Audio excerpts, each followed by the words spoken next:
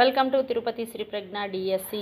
ఈరోజు మనం SGT Kautilya mentorship batch update ఒకసారి చూద్దాం. ఈ ఎస్జిటి కౌటల్య మెంటర్షిప్ బ్యాచ్ ప్రత్యేకతలు ఏంటి, 2026 అప్డేటెడ్ వీడియో క్లాసులు అయితే పెడుతున్నాం. అలాగే పీడిఎఫ్ నోట్స్, దానికి సంబంధించిన 50 మార్కుల డైలీ టెస్ట్.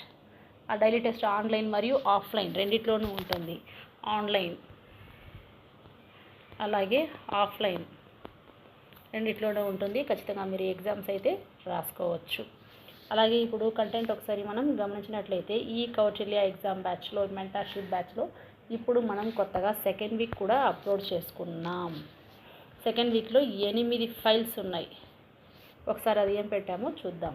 ఇక్కడ చూడండి, 8 ఫైల్స్.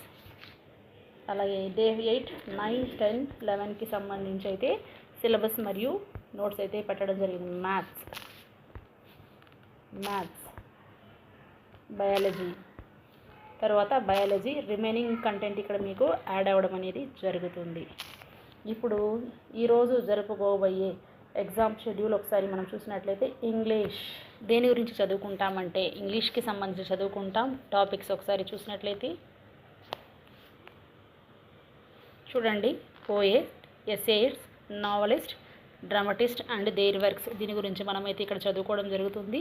దీనికి సంబంధించిన పీడిఎఫ్ ఒకసారి చూద్దాం. నోట్స్ చూడండి, పోయెట్స్, ఎస్సేయిస్ట్, నావలిస్ట్ అండ్ డ్రామాటిస్ట్ వాళ్ళ యొక్క వర్క్ గురించి ఇక్కడ మనం చదువుకోవడం అయితే జరుగుతుంది. అలాగే పోయం ఎన్ని రకాలు, గ్రీక్, లాటిన్, ఫ్రెంచ్, దాని గురించి, ఎపిక్స్ చూడండి.